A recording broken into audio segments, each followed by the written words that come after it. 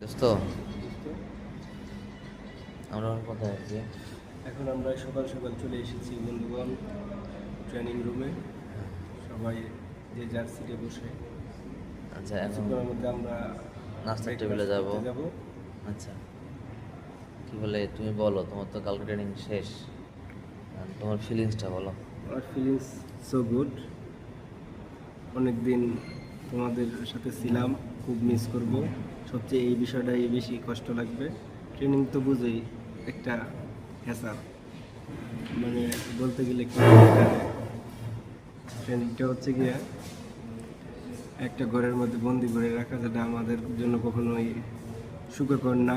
আমরা হচ্ছি বাইরের লোক, বাইরে ঘোরাফেরা করি, এক জায়গায় স্থির থাকার লোক না আমরা। কিন্তু কোম্পানি নিয়ে 5 দিন একেবারে কোনো সূর্যের দেখা সাক্ষাৎ নাই, বুঝছো না? এইসব লাইফ তো আর আমাদের জন্য না। এটি যারা মনে করে যে কর্পোরেট জব করে তাদের জন্য। তাহলে তোমাকে এটা ভালো লাগতেছে না, তাই না? ভালো লাগতেছে যে সবার এক এক জায়গার লোকদের সাথে পরিচিত হচ্ছি, ভালো লাগতেছে তাদের সাথে কথা বলা, ব্যবহার, চলাফেরা, এটা অনেক ভালো লাগতেছে। মিস করবো এই সময়টা সবচেয়ে বেশি। আর পড়াশোনা দরকার আছে আসলে, কিন্তু আমরা এখন শেষ বয়সে বলতে গেলে পড়াশোনা আর যাই হোক, সমস্যা নাই, তো সবই হলো জীবনের শিক্ষা। হ্যাঁ, সবই জীবনের শিক্ষা।